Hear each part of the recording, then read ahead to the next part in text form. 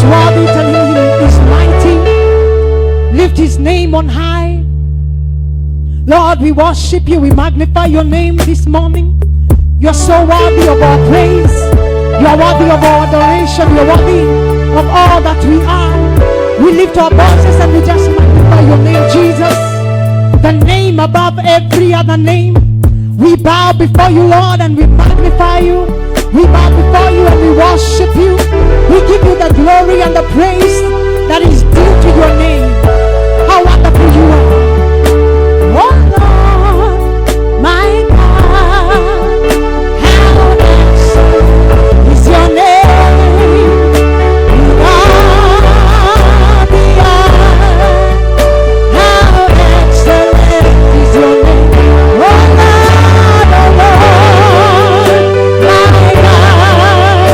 How excellent is your name.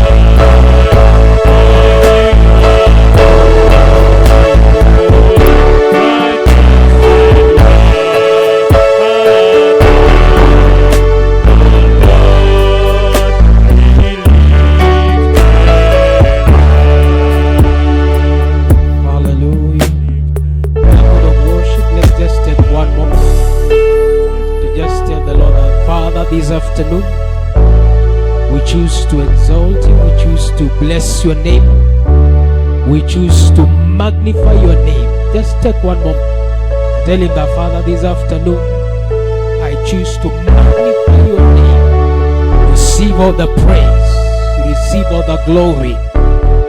In the name of Jesus, Father, you deserve my worship. You deserve my thanksgiving. You deserve my praises. You deserve all honor. And this afternoon we give it all up to you. In the mighty name of Jesus. Exalted, be magnified. In Jesus' mighty name. Amen. In Jesus' mighty name we worship. Amen. Hallelujah. We may kindly have our seat in God's presence.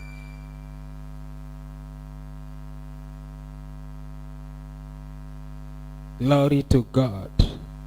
We thank God for grace. We thank God for His presence.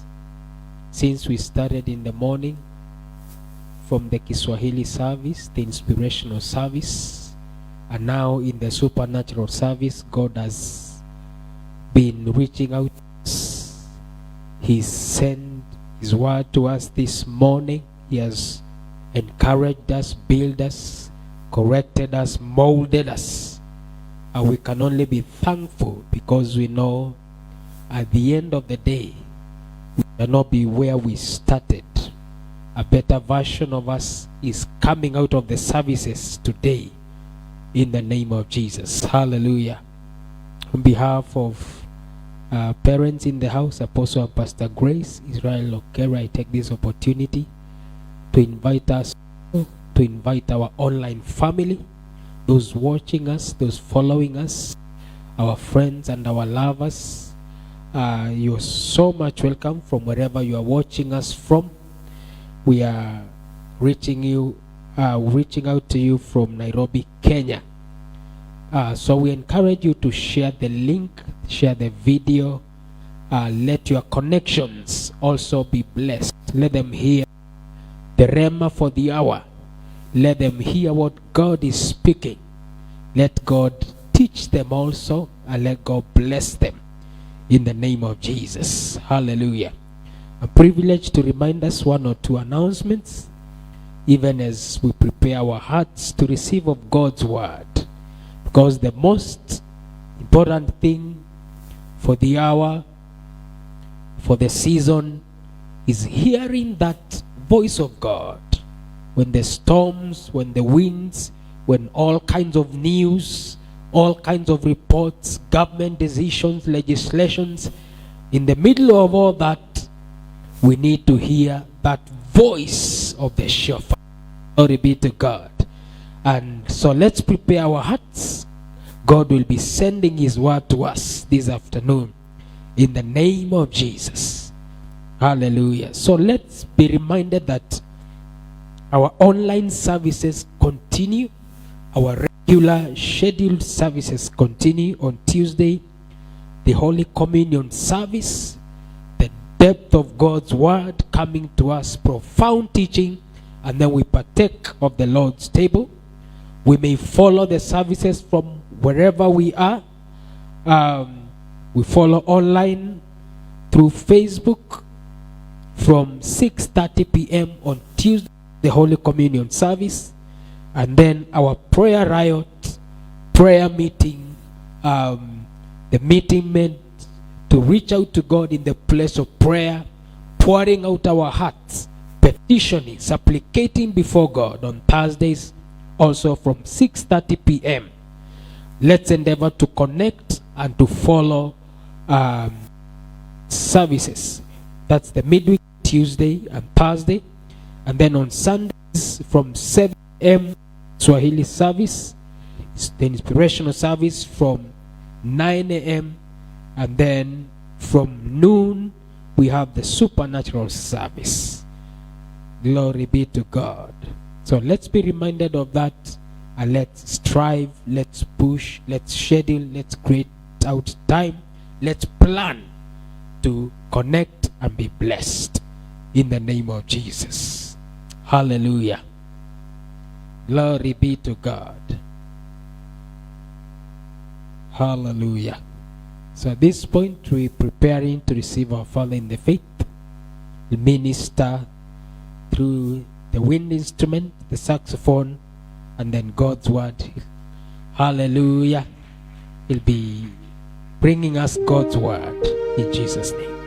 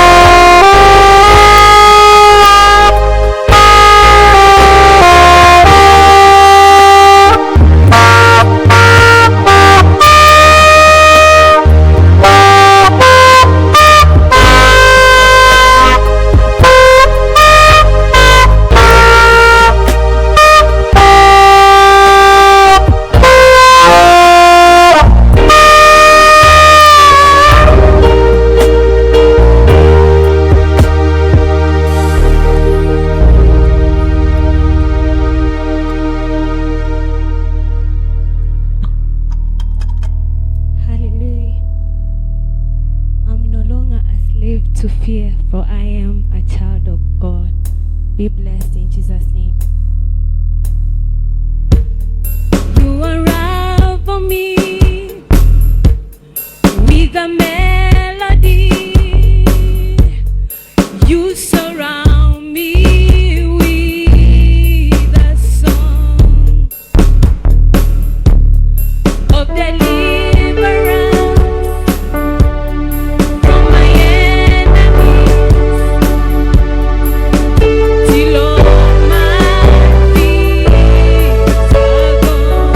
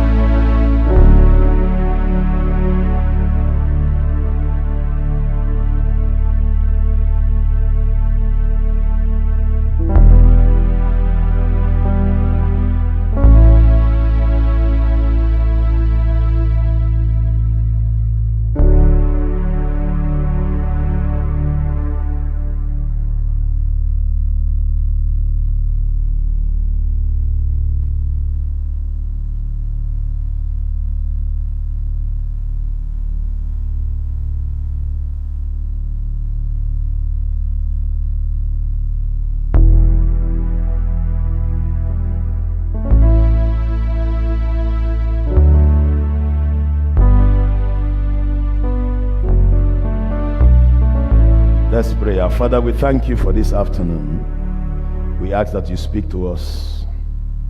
Feed our spirit man. Both the few here and everyone online, let your word minister to our lives. Do us good. Thank you, Father. In Jesus' name we pray. Amen. God bless you. You may be seated. I'll be teaching this afternoon on the topic, walking in disobedience.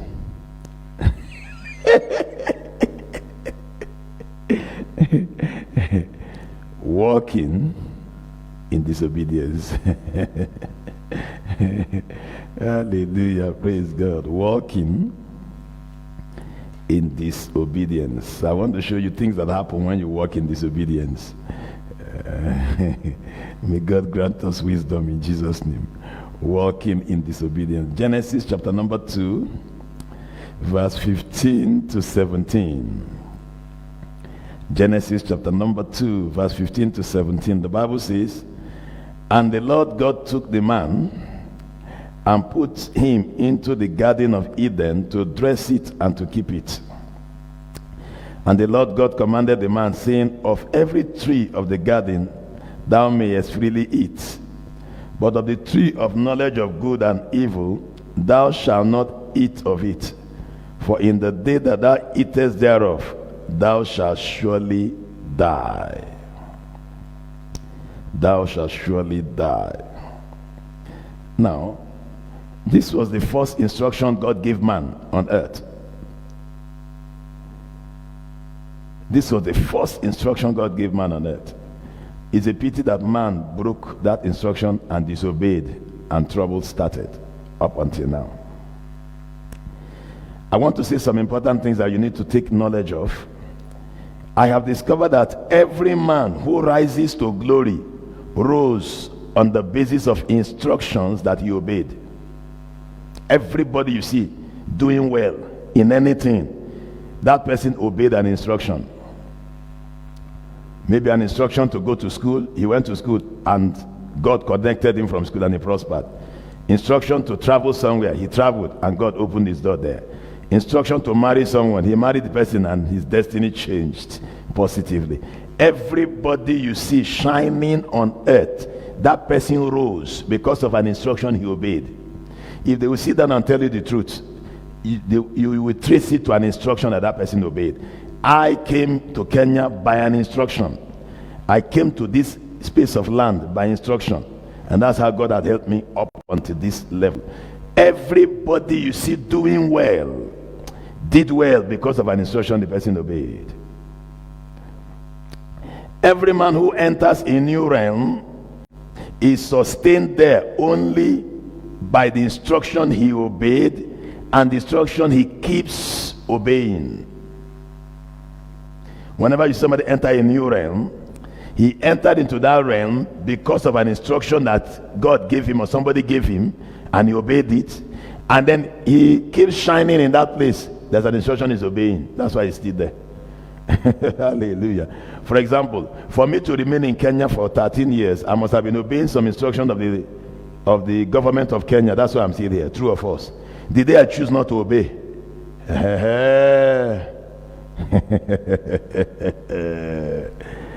all those immigration officers that are laughing with you, they will not laugh with you anymore. And they'll tell you, you are my friend, but I'm going to obey the law. They'll kick you out with joy. Yes.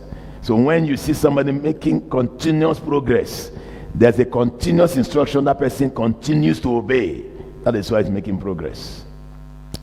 Again, you need to know that when you do not obey instructions, it is called disobedience.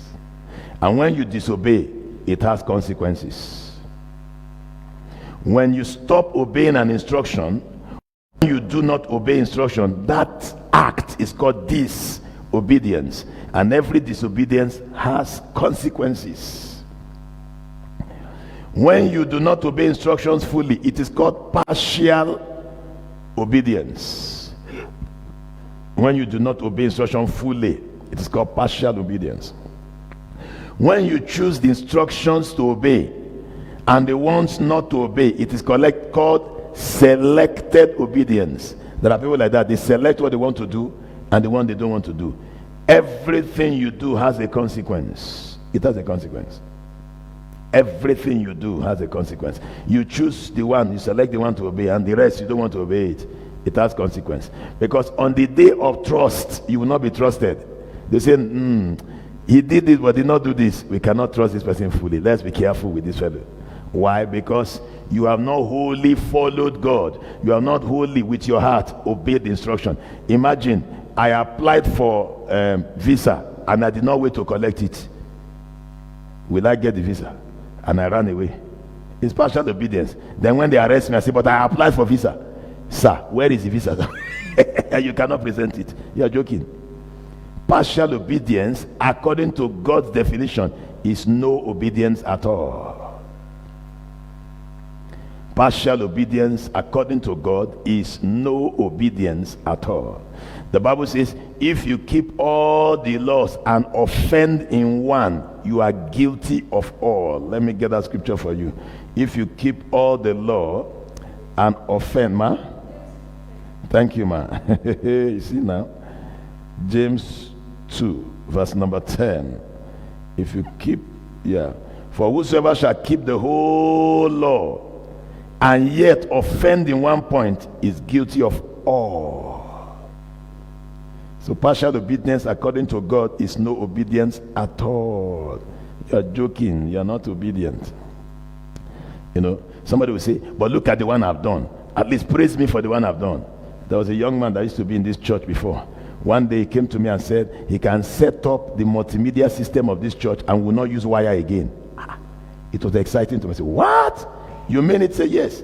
He said, I can set it up. I'll put an area here. I'll put some this and that one there. And then all the televisions. In fact, he even told me that our neighbor's television, all of them will be catching the church. I said, what? He said, yes. He said, I should give him some money that he will do it. So I got that money and I gave him. He told me in the next 1 week it will be on. After 1 week it was not on. He said I should give him 2 more weeks. He would try his best. After 2 weeks, the thing was not on. So I sent for him. Excuse me. I think my neighbors should be having our TV station. I want us to go to our neighbors' house to check the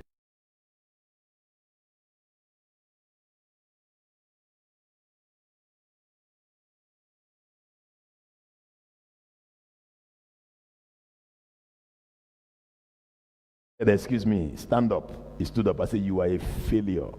You have failed. He got very angry with me. He swelled up like that. He frowned his face. He walked out on me. He came back again. He said, you want to say something? I said, say it. He said, you couldn't even praise me for all that you have done. Oh, I allowed him to finish. And when he finished talking, I said, you put wire up and down to impress us. And what you told us you would deliver, you never delivered. Excuse me, sir. You are a compound failure. The thing pained me. I said, in fact, I increase it. You are a compound failure. Over failure is worrying you. In fact, you have just failed. In fact, for even talking up until now, you failed the more. I'm ashamed of you. He looked. Then I think the anger now cooled down because he really failed. Did you deliver? You said to us we shall be watching our multimedia without wire. And we gathered money and gave you, and you came with story to tell us. So that you tried and it never gave out to the accurate result means you still failed. Do it and deliver the result, and let's have the result that you promised us. May God not allow you to be a failure in the name of Jesus Christ. May God give you grace to excel. Now, let's go back to the teaching on obedience. Let's take an inspiration from Samuel. There's a definition of obedience according to Samuel. 1 Samuel chapter 15, verse number 22 to 23. Let's see Samuel's theory of obedience. What did Samuel call obedience and disobedience? How did Samuel define it? What did Samuel call it? The Bible says in 1 Samuel chapter 15, verse 22, and Samuel said, had the Lord as great delight in burnt offering and sacrifices as in obeying the voice of the Lord? Behold, to obey is better than sacrifice, and to hearken than the fat of rams. Verse number 23, for rebellion is as the sin of witchcraft, and stubbornness is as iniquity and idolatry. Because thou hast rejected the word of the Lord, he has also rejected thee from being king. Now let us analyze Samuel's definition, Samuel's theory of disobedience.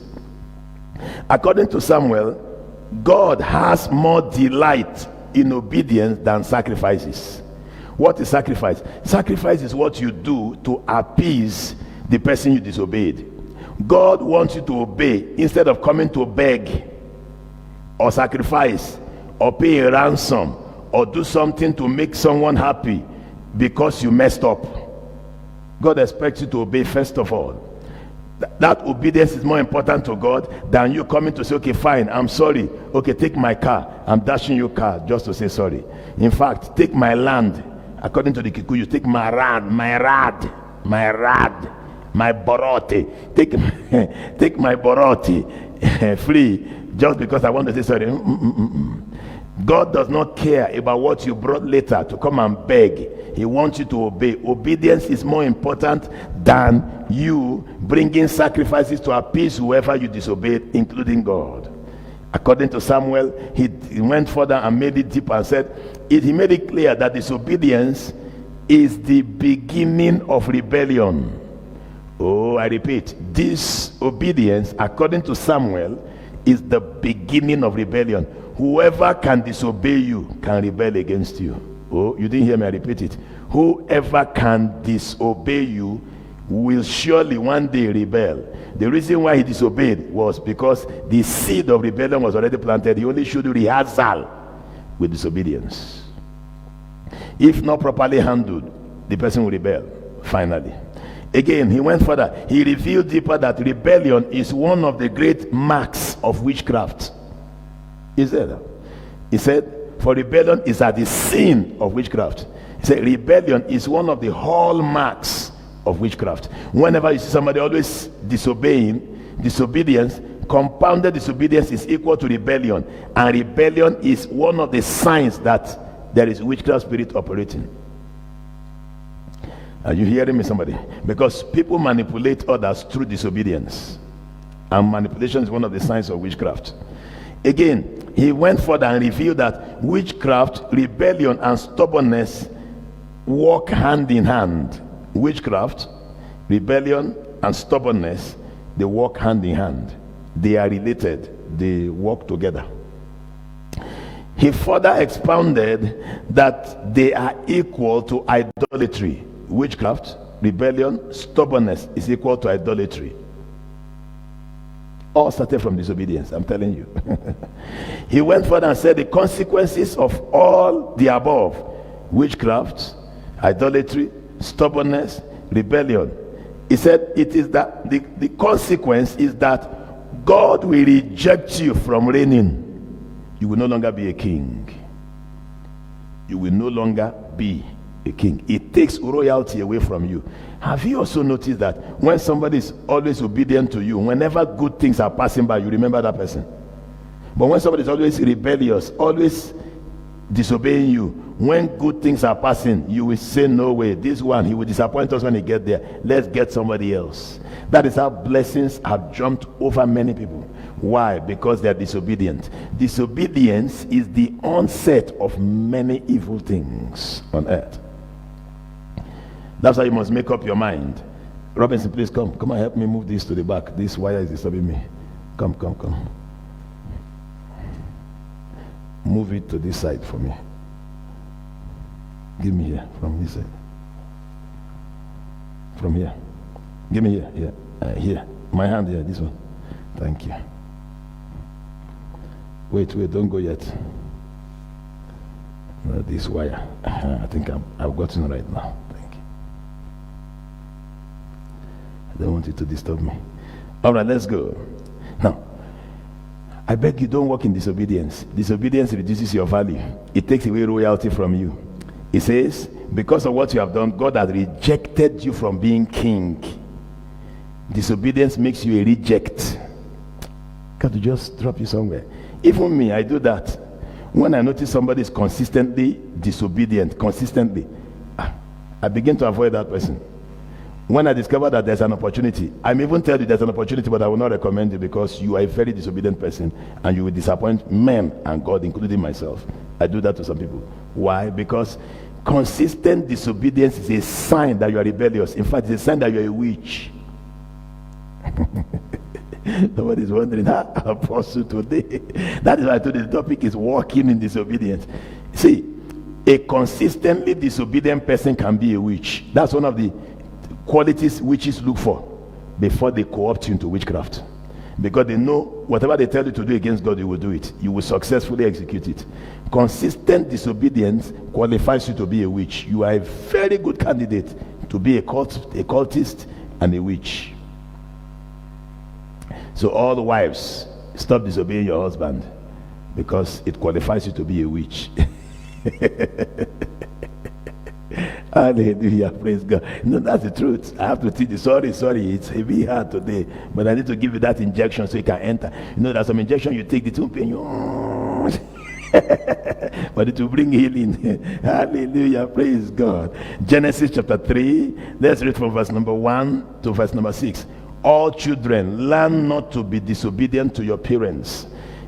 Consistent disobedience to your parents makes you a witch, makes you a rebellious fellow, makes you lose your royalty. He said God has rejected you from being king because it is dangerous making a disobedient person a king. You can't control him when he gets there. People will be crying, say I don't care. People will be hungry, say I don't care.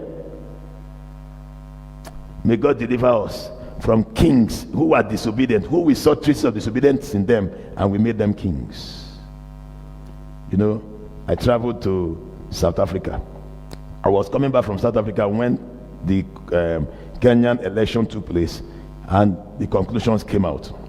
So I was at Johannesburg Airport. We were entering Kenya Airways, flying back to Nairobi. Many Kenyans were talking. I was just quiet, listening to them. One woman said, we will not be able to tell our children to live a straight life anymore because many robbers and crooked fellows have entered the government. I said, what? I was looking at them. Another one said, can you imagine this and that one, mentioning names, is now a governor. This one is now a this and that. We can't tell our children to go to school anymore. They will say there's no need. Look at this person. I was not looking. I said, what? All of them were all talking. They were not happy. So I wanted to ask them, what did you guys do about it? Then I also thought to myself, all of us are traveling from South Africa back to Nairobi, so they were not at home. So I decided not to ask the question. I answered myself. Hallelujah, praise God. See, when a disobedient person enters an office, rebellion has entered, witchcraft has entered, idolatry has entered. And remember, God always rejects such people, and that's why you see the throne ejecting them, kicking them out, something pushing them away. Why? Because they have not been obedient from day one. Disobedience is spirits. I'll show it to you. Disobedience is a spirit. No, let me not go there now. I'll come there later. Now, in Genesis chapter 3, 1 to 6, the Bible says, now the serpent was more subtle than every beast of the field which the Lord had made. And he said unto the woman, yea, had God said, ye shall not eat of every tree of the garden? And the woman said unto the serpent, we may eat of every fruit of the tree of the garden, but of the fruit of the tree which is in the midst of the garden, God hath said, ye shall not eat of it, neither shall ye touch it, lest ye die. And the serpent said unto the woman, ye shall not surely die, for God doth know that in the day ye eat thereof, then your eyes shall be opened, and ye shall be as gods, knowing good and evil. And then the woman saw that the tree was good for food, and that it was pleasant to the eyes, and a tree to be desired to make one wise. She took of the fruit thereof and did eat, and gave also to her husband with her, and he did eat. Now let us analyze that, what took place here. The first sin of man on earth is the sin of disobedience. Now look at the way the devil worked on them so they could disobey. He told them, you will know, what is it?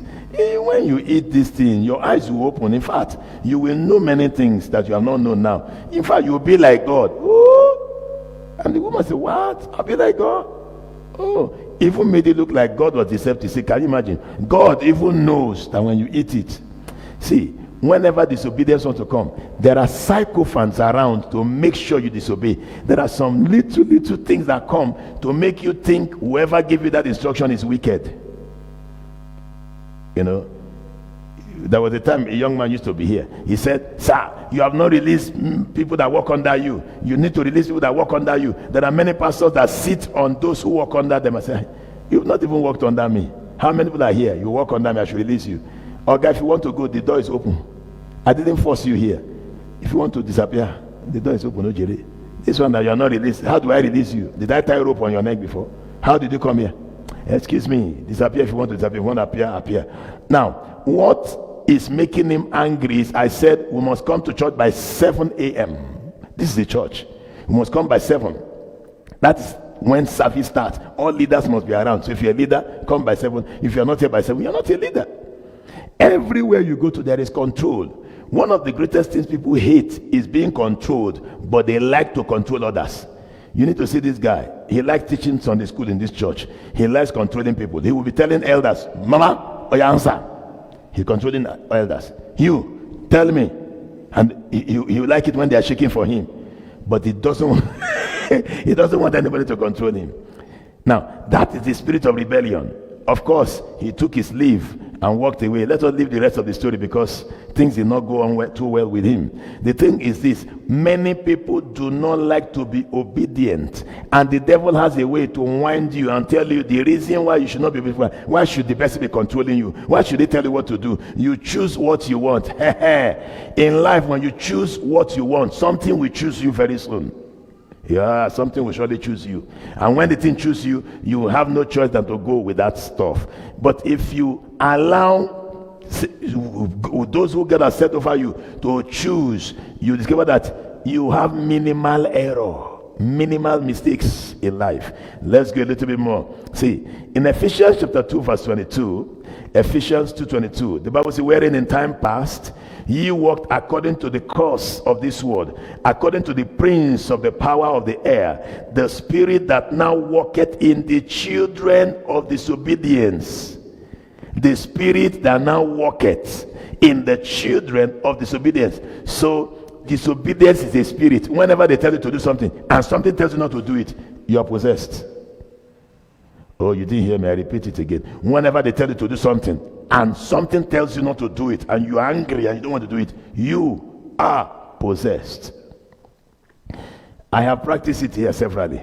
All these workmen that come to work here and they do this and they do that, and I tell them I want this place built like this, and they say no. I said no, I am the one who pays the bill. I'm the one who buys the cement, buys everything. I am the pastor of this church. I want it this way. He said no. Bros, I said I want it this way. Sometimes I will tell the spirit, come out. Some of you have seen me do that. I'll do it in public there. Out in Jesus' name. Now I said I want it like this. You say, okay sir, here. Several, sir. I said I want this pillar, sir. It's okay sir, no problem, we'll do it, we'll try our best. The same man who was swelling for me 1 minute ago, after I shout, I say, I command that spirit in you to come out. Changes. I say, okay sir, I will try my best. And they do exactly what I want. What happened to him before? The spirit of disobedience entered him. There was one I told, I want the gavel to be built and finished today. He told me it's not possible. I said it is possible, sir. It will be done. He said it can never happen. I said it will happen. Don't repeat that statement again because the spirit speaking through you. I have said it will happen because I've already seen in the spirit realm it will happen. He said it cannot happen. I said, all right, use the gate. He used the gate.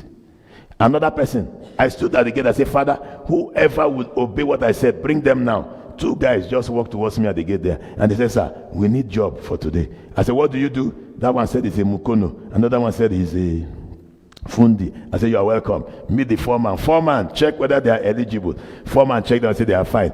That day they finished the job with joy. They finished it before 4. Are you understanding? Now, what makes people resist is a spirit.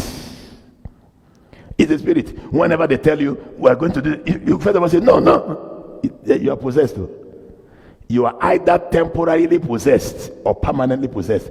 Now, temporary possession is when that wind enters you to control you and later goes away.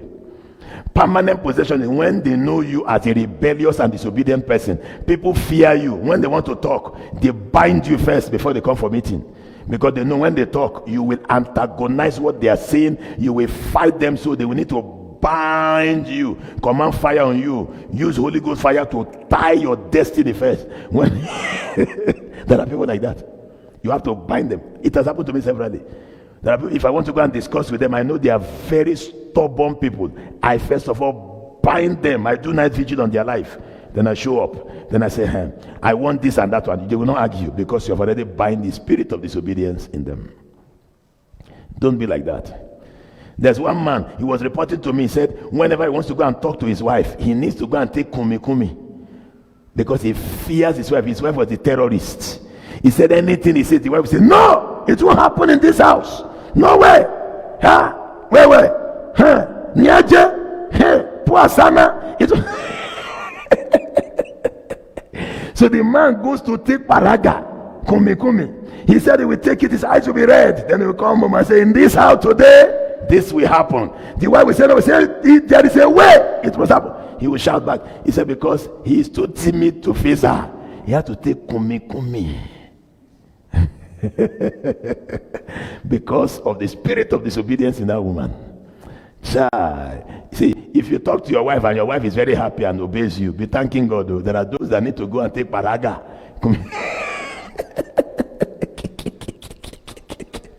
I'm telling you, they need to take some to charge themselves and their eyes.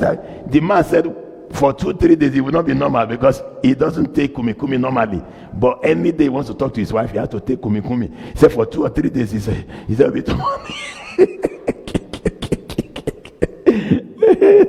Why? Because he wants to face the wife. The wife is a tough woman. That is a demon. That woman is possessed. There are those who already have resident disobedient spirit. Like you have permanent resident permit. They have resident disobedient spirit. There is nothing you say, they will first of all attack it. Because that spirit is resident. May that not be you. In the name of Jesus Christ. Now let me show you something. In the book of 1 Kings chapter 13, verse 23 to 26. 1 Kings 13, 23 to 26. The Bible says, and it came to pass, verse number 23, 1 Kings 13, after he had eaten bread and had drunk, that he saddled for him the ass to wait for the prophet whom he had brought back. And when he was gone, a lion met him by the way and slew him. And his carcass was cast in the way. And the ass stood by the lion. The lion also stood by the carcass, that's the dead body of the prophet. And behold, men passed by and saw the carcass cast in the way, and the lion standing by the carcass. And they came and told it in the city where the old prophet dwelt. And when the prophet that brought him back from the way heard thereof, he said, it is the man of God who was disobedient unto the word of the Lord. Therefore the Lord hath delivered him unto the lion, which hath torn him and slain him, according to the word of the Lord which he spake unto him. Disobedience makes you a candidate for lions to eat you, sir. Now this man was assisted to disobey. Read your Bible well. He didn't plan to disobey. Somebody assisted him to disobey. Many times, most of you disobey by assistance. Somebody comes to assist you to disobey God. Assisted disobedience. Somebody tells you, why are you going to church? To see apostle, to meet which apostle is that one? Let him relax. For what? We even have some more senior apostles everywhere. Why are you going to church? Church to go and sweep. For what? Let them hire cleaners. Even you can be paying the cleaners self, and they put some arrogance and pride in you. Say, I'm not going. I'm not even going. I'm not going. They have assisted you to disobey. The consequence, when it comes, you may not be able to manage it. Remember, when the consequence came, it was the young prophet that was killed by lion, not the old prophet. The old prophet even said he was disobedient. When the consequence comes, you are the one that will suffer for it. The old prophet will not suffer nothing. He only helped you to be killed. Are you following me, somebody? There are people like that. They are very cantankerous. They always know how to incite people and steer them to disobey. They know it. When you say, I want to, they say, for what? Don't do it. Must you obey him? That Nigerian pastor. For and you also say, yes, the Nigerian pastor. We need to be careful with this Nigerian pastor. And you disobey. The day your calamity will come, that person will not be around, sir. Like this man.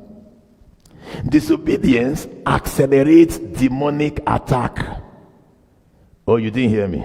Disobedience does what? Accelerates demonic attack. Look at the way it happened to him.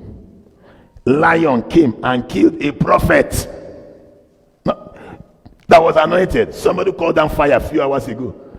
Lion came and killed him and even guarded him and were checking to make sure he was really dead. Disobedience accelerates demonic attacks. When God tells you to do something and you refuse to do it, get ready. When the devil faces you, you will call God, he will not answer you. I repeat, many people don't know how God operates. They say, even God will forgive me. How? God will even license that devil to deal with you.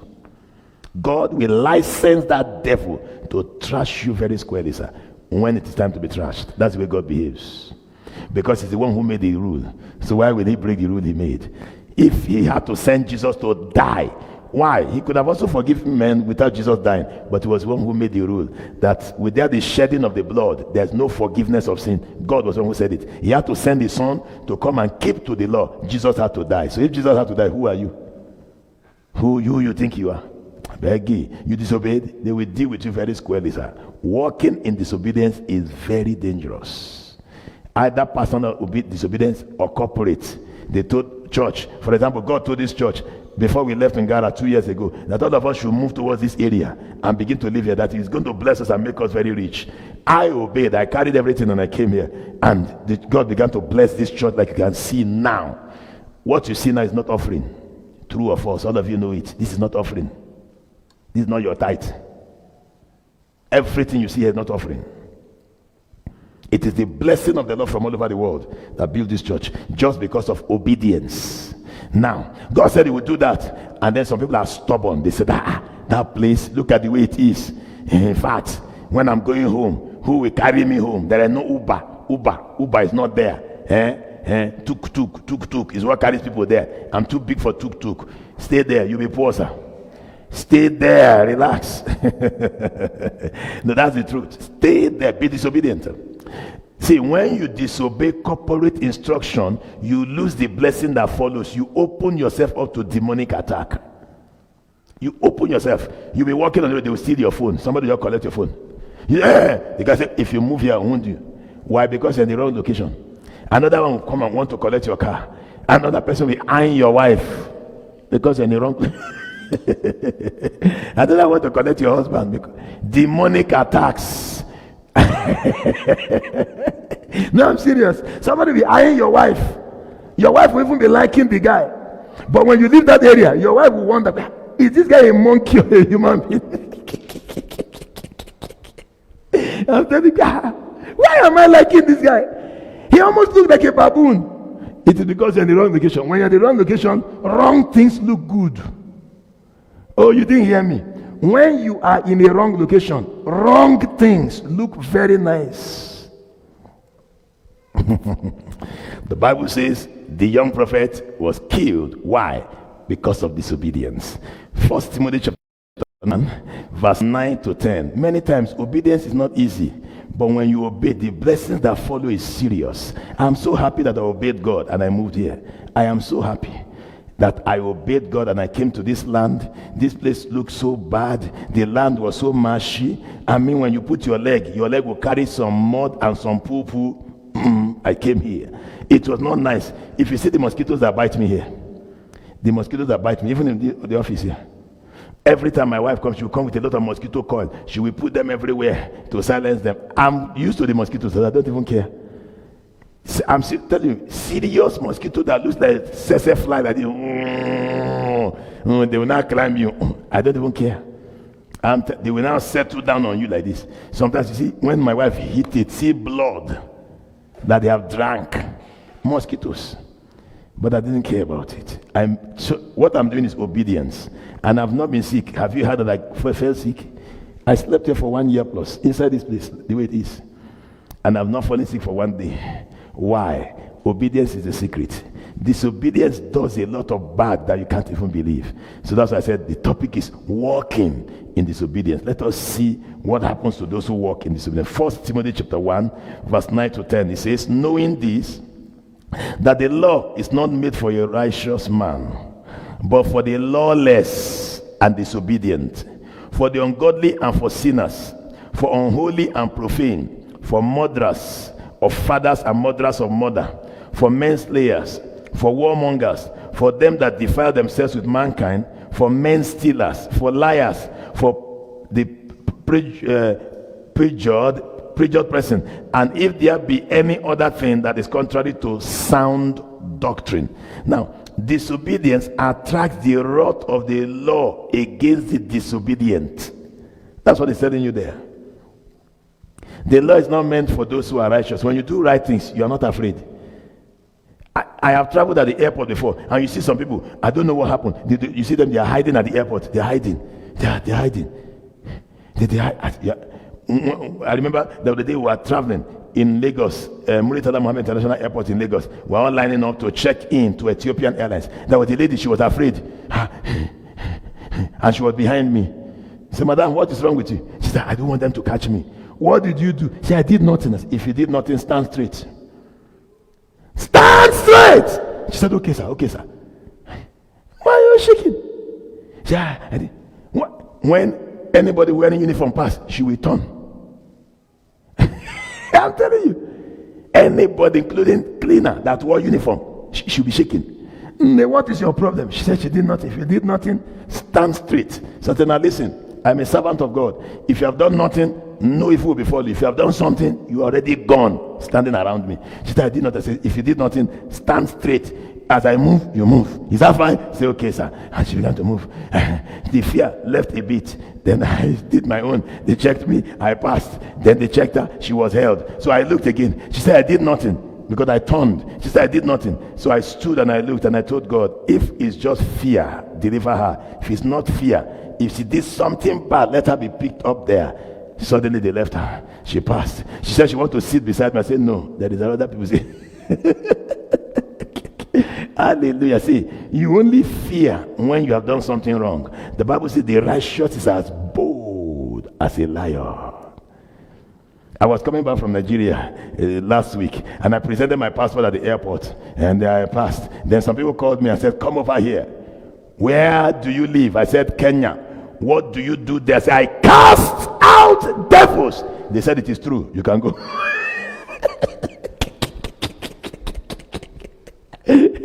Said it is true. You can go. Just go. Go. I shouted it. I cast out devils. That's my duty in Kenya, sir. If then any devil show up here, my duty is to send it back to hell. Hallelujah. You can go. But all the other ones that are shaking, they'll just tie them there and say, come here. Remove your belt. Remove your shoe. Let me see your passport. When I landed at Jomo Kenyatta International Airport, I came down from the immigration and all that. I came down from the lift, that escalator, about to pick my bag. One CID guy saw me and said I should come over. So I came over. He said, where's my passport? I called him. He said, he's checking my passport. Then I should go and pick my bag first. Then I come back to clear this. I said, no way! The way I answered him. No way! We clear this. No! Then I picked my bag. So I waited like this.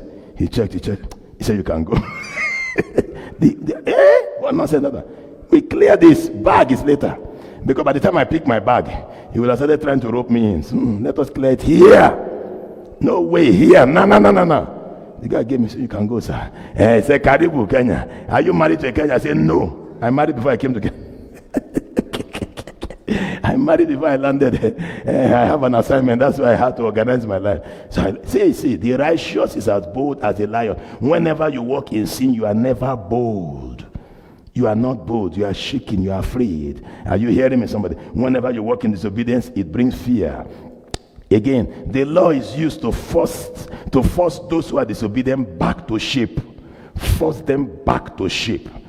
Force them back to shape. Titus chapter number 1, verse 15 to 16. Titus 1, 15 to 16. The Bible says, unto the pure, all things are pure. But unto them that are defiled and unbelieving is nothing pure. But even their mind and their conscience is defiled. They profess that they know God, but in works they deny him, being abominable and disobedient, and unto every good work reprobate. When you walk in disobedience, you will be reprobate unto good works, anti-good works. Whenever you see anything good, you complain. You always look for something to criticize in good things. When people wear dress, you always look for something to criticize. You see that guy is wearing black shirt, brown trouser, black shoe. Instead of it to say, wow, good combination, you say, hey, why is he wearing a shoe that is black but has white trace? That white trace, he should have tied white tie or wear white belt. You always discover what is wrong. Amplify it, reprobate. You will always attack good things when you have a disobedient mindset. A disobedient mindset does not see things good completely. It always sees where to attack, where to antagonize in anything, where to criticize. It doesn't see things straight. That's the way it does. It makes them have minds that are warped together and lumped together, that are not straight like that. Crooked minds. That's what disobedient spirit does. It makes you have crooked minds that are not straight. Are you still here? All right, let's go a little bit more. Nehemiah chapter 9, verse 24 to 27. Nehemiah chapter number 9, verse 26 to 27. Nehemiah 9, 26 to 27. Nevertheless, they were disobedient and rebelled against thee, and cast thy law behind their backs, and slew thy prophets, which testified against them, to turn them to thee, and they wrought great provocation. The spirit of disobedience can give birth to a very bitter spirit, to the extent that they will start attacking servants of God. Have you seen people who attack servants of God? They have disobedient spirit in them. They are everywhere. Whenever a pastor preaches, I don't mind that. What is he preaching? Check them. They have disobedient spirit inside them. The Bible says they even kill prophets that have, because those prophets have testified against them, and they always wrought provocation. They like to provoke. Disobedient spirit likes provocation. You tell, if your wife has this disobedient spirit, as soon as you talk, she will turn it around to provoke you. For example, you say, in fact, people in your village, I don't know what is happening to them. Say, you mean all the people in my village are fools? She will amplify it. So you're insulting my father, you're insulting my mother, you're insulting my uncle. By the time she finishes with you, you will not talk anyhow again. Some men are like that too. They will amplify the problem, expatiate it, analyze it, and make it very mighty. And that's what that spirit does. It makes people provoked. It wrought provocation. The Bible said, therefore thou deliverest them into the hand of their enemies. Disobedience makes God by himself hand you over to your enemies. You become a victim, not a victor. God himself will hand you over. I have seen people suffering, and God tells me, don't interrupt. Allow me finish with them. Yep. There was a young man like that. God asked him to do something. He started doing it. Then the thing did not make progress as fast as he wanted. And he pulled out from it and started looking for easy way out. And God's presence left him. I wanted to help him and I entered trouble myself. God said, you are blocking me. Allow me deal with him. When I steered clear, my life started making progress. His life kept on with God. God kept on dealing with him. When you try to help a disobedient person, you are offending God, because it's God that handed them over to their enemies to trash them. When I notice that somebody is consistently disobedient, that's what I do. I start removing my hand from you. When you call me, I'll tell you, I don't want to attend to that matter. I have not heard from God to do. That's what I do. When I notice a consistent trend in disobedience, I do that in Kenya also. I've done that to Kenyans too. So you don't think I do that to anybody, both Nigerians and Kenyans. There was a young man from Nigeria that came in here, and then he came. He said God told him to come and be sweeping the church when we were at Ngara. He swept everywhere. He did this, he did that. Then after a while, I didn't see him anymore. Then he started jumping up and down. Then one day, when he was about to enter into trouble, he showed up. He showed up. I asked him, can I see your visa? You don't have visa? Oga, Jomo Kenyatta is looking for you. Quickly. I don't want to associate with you. Immediately. You are disobedient to the laws of the land. I don't want to associate with you. I'm sorry. It will never happen with me. And that's all. He begged. He called people. Old people. They came to beg me. There is nothing I can do. Let him use the airport first. And now be right before we talk, because His integrity will stain my own, and I don't want it stained. I have built his integrity for a while. I don't want to associate with disobedient people, because when God hands them over, if you follow, he will hand you over too, and the enemy will start tormenting you. I've been a victim before. I have been a victim before. Not even once, not twice. Because I had a disobedient person around me, I entered into trouble. I told you of once, I traveled to Nigeria to speak, and then they lodged me in a hotel, and a certain young man called me, and he said he wanted to see me. I told him, no, I can't see you now. I want to go and preach. I want to go and preach. He said, can I follow you? I said, no problem. So he came around. He followed me as one of the entourage. We went to a very mega church to preach. I was the speaker. When I got there, they gave me microphone. Chai, you know I'm a preacher, sir. The anointing was on me, sir. I was downloading from every angle. Fire was falling. They were all sitting with me on the altar. After a while, I looked back. I couldn't find all those guys that came with me. I was wondering what was good. I concentrated on the preaching. I focused, kept on preaching. After I finished, as I was rounding off, I saw that the pastors were in a hurry to dismiss me. I was like irritating to them. They were in a hurry to say, sir, you have thank you, sir. I was wondering what is going on here. They marched us towards the car, and they were just clearing us. Then the senior pastor that brought us, he has been here to preach. He took us into his car. He has a very big Jeep. All of us entered, including the guy that came to join me. I did not know what was happening, so I was imagining, Father, why are these guys hosted? The hostility was obvious. So we entered. As we were about going, that senior pastor turned and called the name of that guy that came to greet me that morning, full name. So I calculated, is this prophetic anointing or... because he does not know that guy before. He called him his full name and asked him, how are you? He said, fine.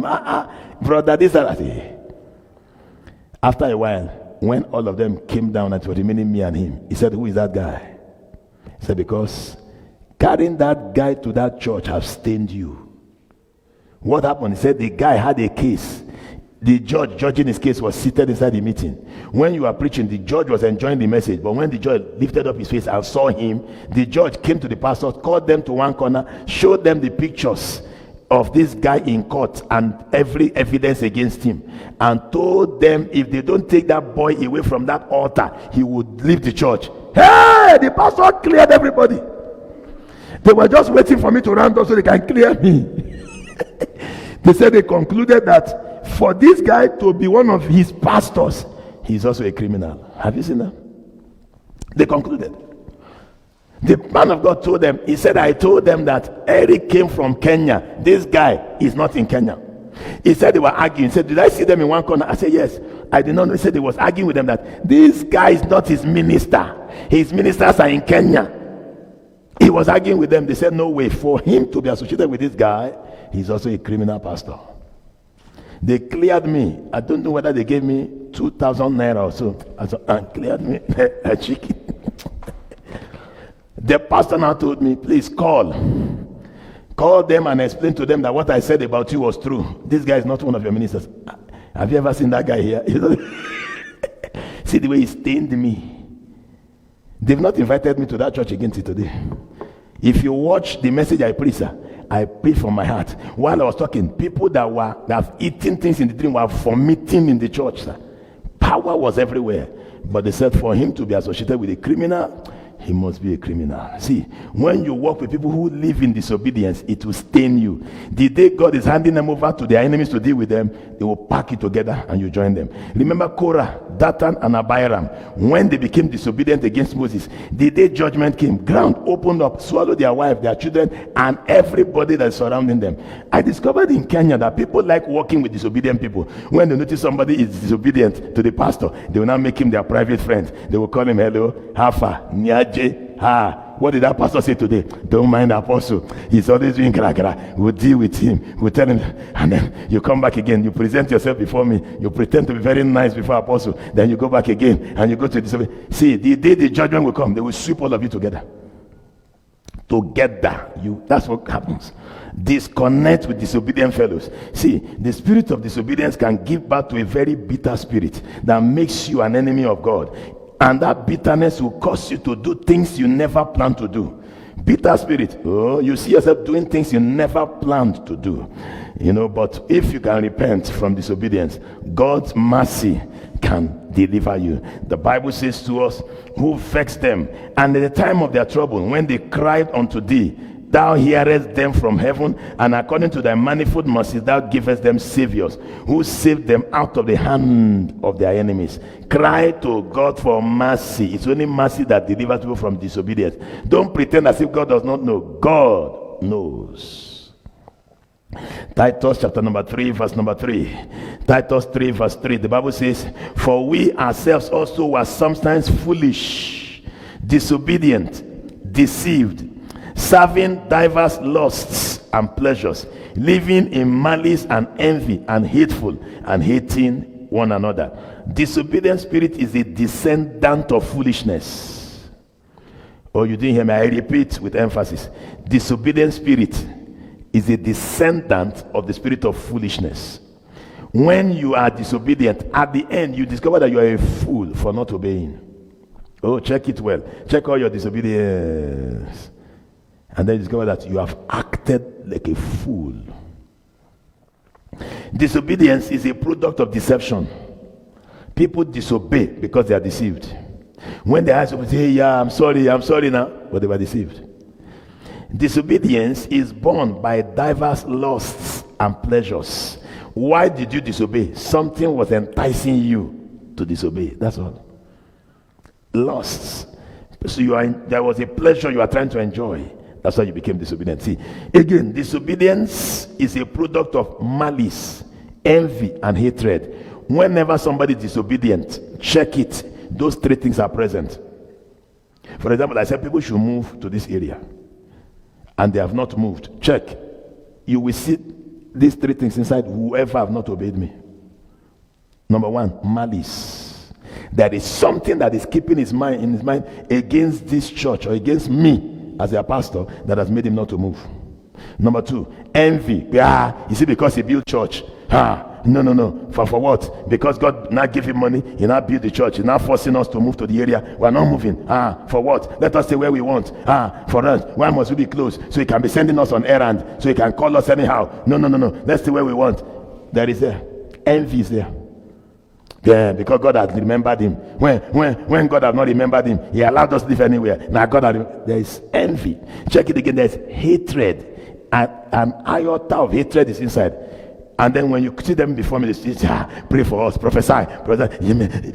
Holy Ghost. Holy Ghost is not pepper soup. Relax. There's an atom of hatred in every disobedience. Oh, you didn't hear me? I repeat it very well. There's an atom of hatred. The reason why you did not obey is because you hated that person. There's a portion of hatred. You may love the person in other areas, but there's something that makes you say, why? And you hated what the person told you to do. Those three things are always present in every disobedience. In every disobedience.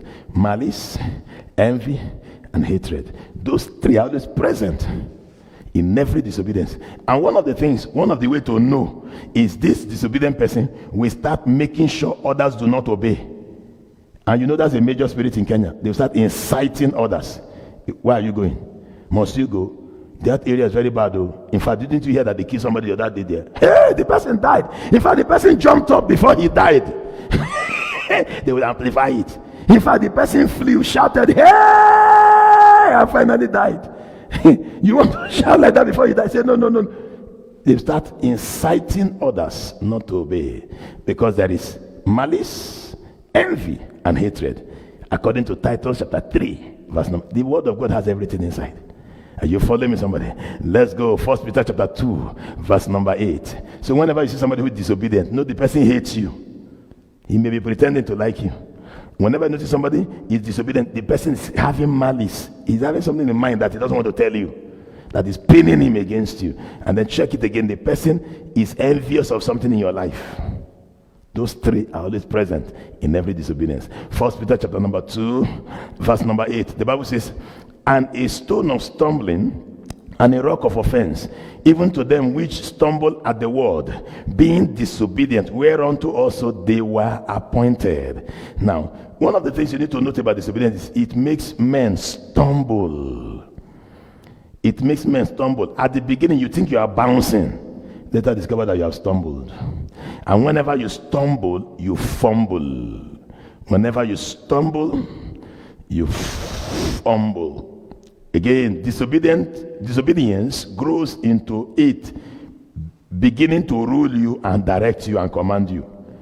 After a while, it will take over you and begin to rule you and direct you. And in fact, it will direct and rule you against your divine appointment. You see, also that they were appointed, it will rule you against your appointment by God, to the extent that you'll be so disobedient until you forfeit your destiny, your divine appointment.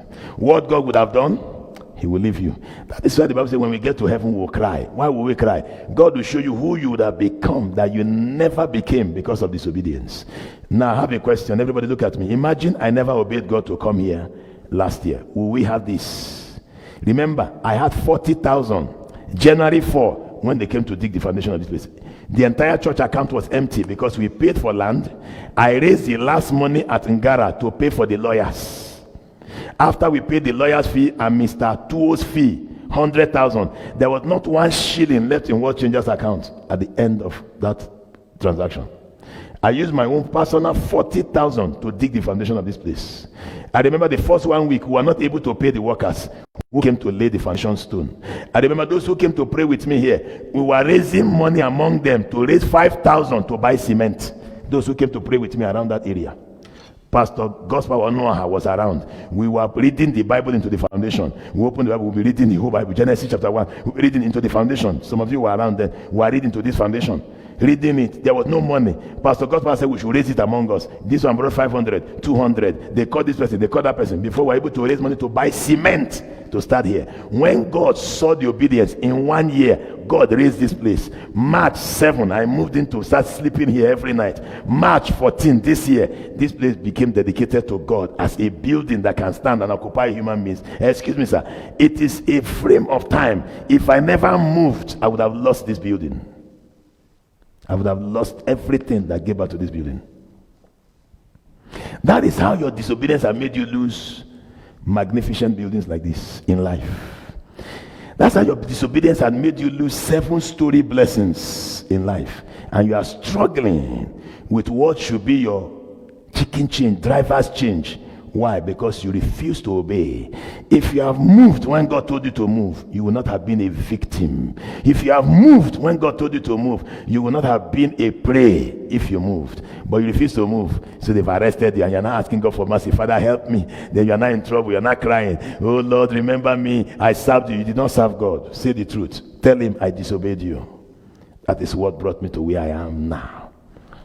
Many of the things you see happening to people is a product of disobedience. Many people are passing through difficult times, hard times. Many people are suffering. Why? Disobedience. God gave you an instruction and you never obeyed it.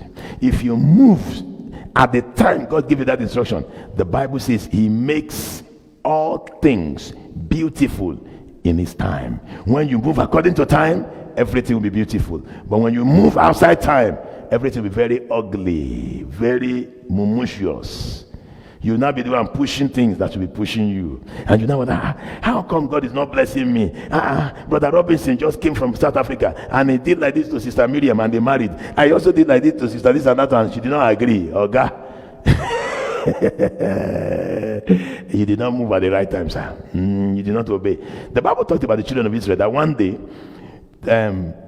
12 of them went as spies and they returned and gave Moses a report. 10 of them came with evil report.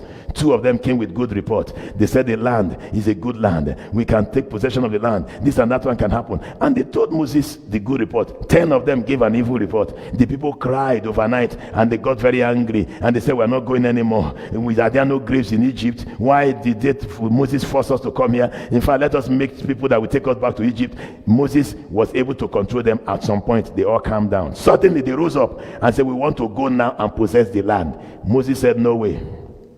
God is not with you. We need to even plead with him to forgive you for your rebellious and disobedient character. They refused. Moses said, fine, if you guys want to go, I and the ark will not go with you. They gathered themselves. They said, we are going to go. We no go agree. We no go agree. We must take over now. Oh yeah, Canaan, here we come. And they took their knife and they sharpened their cutlass and they came out and they went and they went and they, as they went towards Canaan, the Amalekites came out. Check your Bible. Amalekites know when you are disobedient. They know how to massacre you. The Amalekites are very lazy people. But when God is not with you, that is when they shine. Because they know they will defeat you cheaply. But when God is with you, Amalekites won't fight you. Amalekites came out. The Bible said, and massacred them that day in a way they've never seen massacre before. Kill the hell out of them. Few ran back. Moses said, didn't I tell you that God is not with you? You're already disobedient and you're not going to fight. When you walk in disobedience, you lose all wars, including cheap ones. All battles, you lose it, including cheap battles. The one you use ordinary brain, common sense to arrange, you will forget what to do until they arrest you. Disobedience is not good, sir. Genesis chapter 3. Let's read verse 7 to 24. Genesis 3, verse number 7 to 24. Let's read it. The Bible says, and the eyes of them both were opened as soon as they disobeyed. When the eyes opened, they were thanking God. Hey, our eyes have opened. Our eyes are opened. The Bible went further and said, and they knew that they were naked. Hey, that's what happens. When you disobey, first of all, your eyes will open. You'll be bragging up and up. What is it? I did not obey the pastor and nothing happened. Take it easy. Take it. Give yourself one more day. You will soon discover you are naked. When that thing pumps people. I have seen young men that they pumped and they'll go to their pastor, release me. Release me. I don't want to be served under this church again. I'm for what? Even God has called us. In fact, you are using our anointing. You are using and you see them posing. Their eyes are open that they have anointing. Allow them. Very soon they discover that they are naked. Then the Bible said they discovered that they were very naked.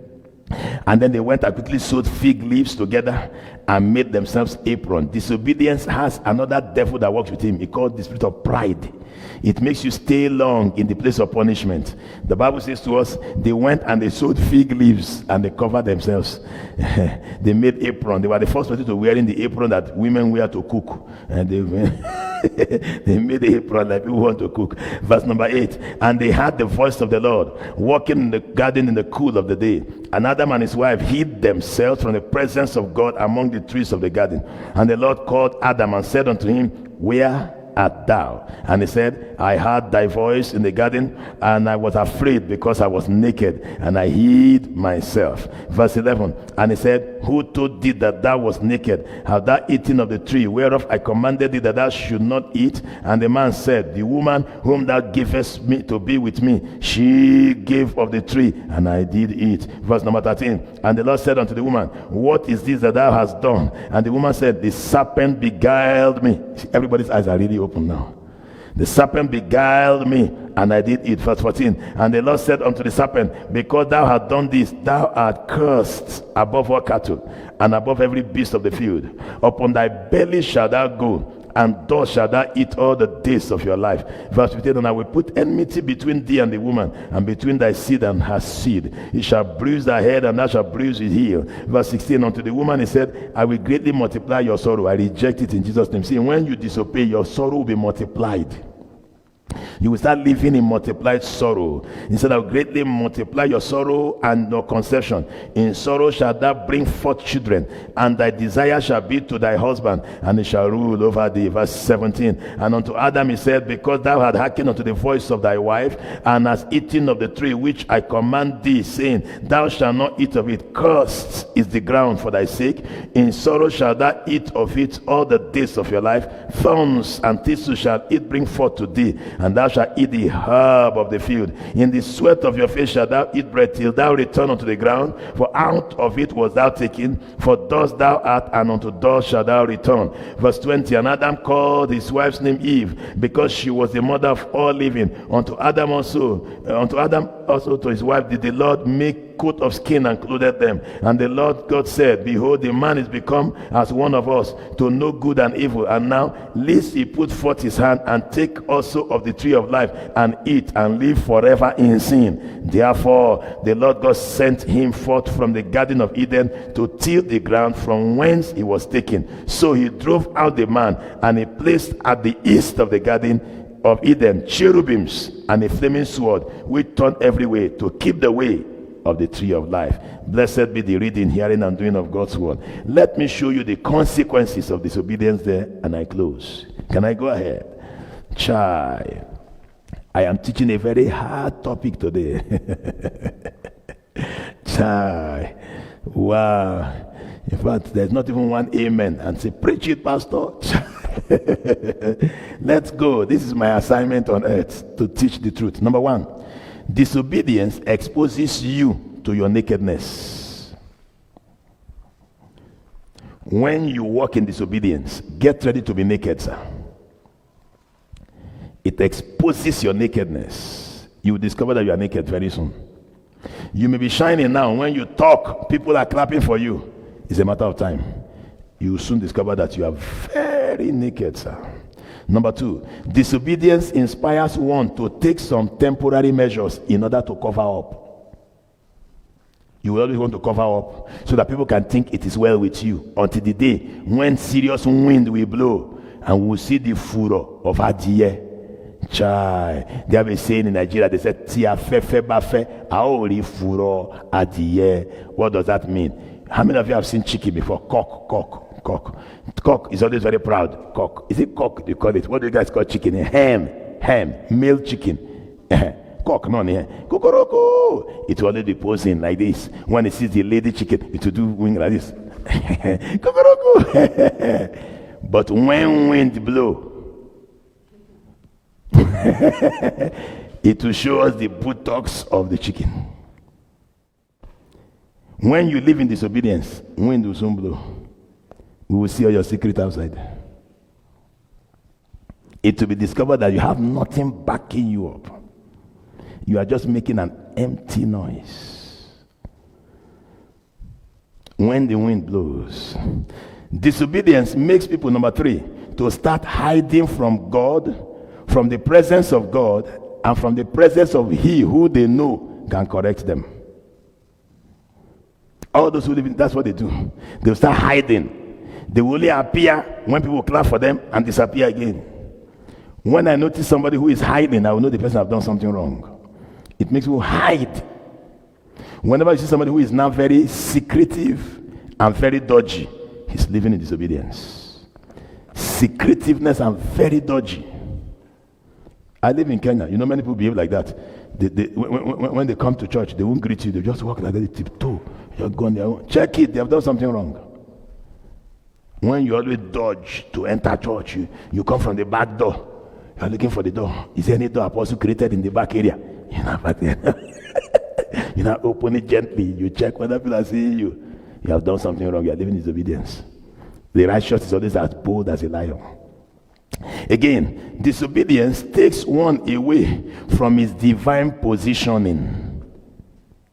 The Bible says they started hiding. They were no longer where they should be. God started saying, Adam, where art thou? Disobedience takes you away from your position. It takes you away from your position. Whenever you notice that you have done something wrong, you will not be bold to sit where you used to sit. Even if you are sitting there, you are careful, because if anybody have discovered, you'll be in trouble. It takes you away from your position, even in the spirit realm. You are not bold enough to rebuke the devil and say, come out! I remember one time, they called me to come and cast out a devil in a hospital. I used to have a fellowship in that hospital. Then one day they called me, I should come very fast. I said, why? I have one brother. There are some brothers there that are Christians. They said the devil have disgraced those brothers. So, Pastor, please come now. So I quickly ran. Those days I didn't have a car. I ran to that hospital on that road to the airport, on that express to the airport. Those of you who are in Nigeria, you know that, like Onipan, Pangrove, those areas. So I ran and got to the hospital, and I saw the people trying to do deliverance. Then I said, what about brother this and that one? They said, when their brother laid hands on the sister that was manifesting, okay, what they did was they did abortion for a lady. While on the abortion table, the lady started manifesting demon and started talking. Oh, leave me! This and that. So they went to call that brother that was a Jim Christian inside the hospital. They said when the brother laid hands on the lady said, "Take your filthy hands off me, you fornicator." The demon became a prophet. They take your filthy hands off me, you fornicator. After you touched that lady, you now came to touch me. Take your filthy hands off me. And they said the lady stood up from the operation table and pounced on the brother. The brother had to run. They need to deliver the brother from the lady. So the brother refused to come. Are you sure? I said, okay, fine. Let me deal with the devil first before I face the brother. So I entered. When I came, the lady cried, you have brought the man of God. So I said, before I count 3, you are out of her. Come out! You are even embarrassing my pastor. Out! The devil left. So I came back. They said, thank you, pastor. Thank you, sir. It has given us concern. This and that. Why were you guys doing operation? Doctor, you are doing abortion. He said, sorry, sir. We do it secretly. You see, now, your secret is exposed. Now, so I went to the brother. What happened? Did you do it? He said, yes, sir. I did it. The devil exposed me. I and my wife were having quarrel, and then there's one girl that used to greet me, so I also greeted her, and we manifested. The next day, the devil greeted the two of them. Excuse me, sir.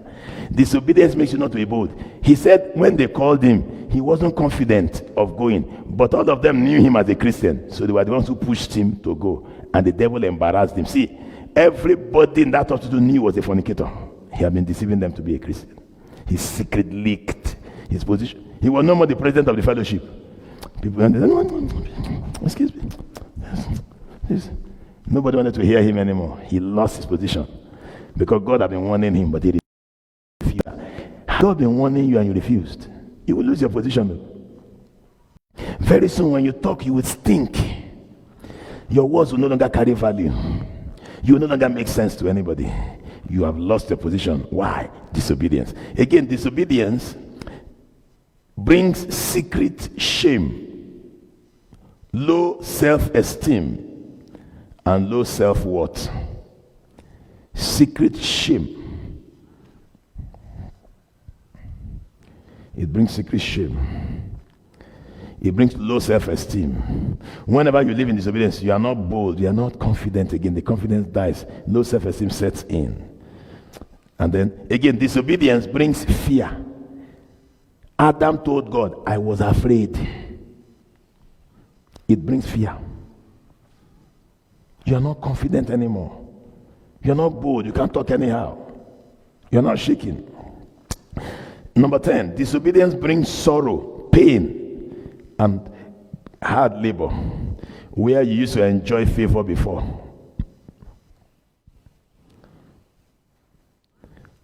It brings pain, it brings sorrow.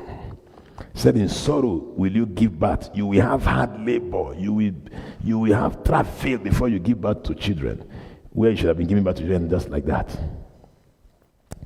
Again, disobedience gives birth to some knowledge that may not be necessary in your life. There are things, if you remember now, you start crying. It was the disobedience that took you there. You don't want people to even know about it. When people look at you anyhow, you think they have known. You start covering yourself in the blood of Jesus. You're not ashamed. You're not checking whether they have known. You're not very careful. When you stand up to speak, you say, please forgive me. Don't listen to my music. Listen to my lyric. You start creating things to apologize. You start apologizing before you talk. You will not be bold anymore. Say, please, I'm also a human being like you. In case you see an error, please don't. Why? Why are you doing that? Inferiority complex. Disobedience took people there. You don't need all this explanation. Just talk. We'll be blessed. But you start apologizing. You live an apologetic life. Why? Because of disobedience. Again, disobedience drives you away from your garden of Eden.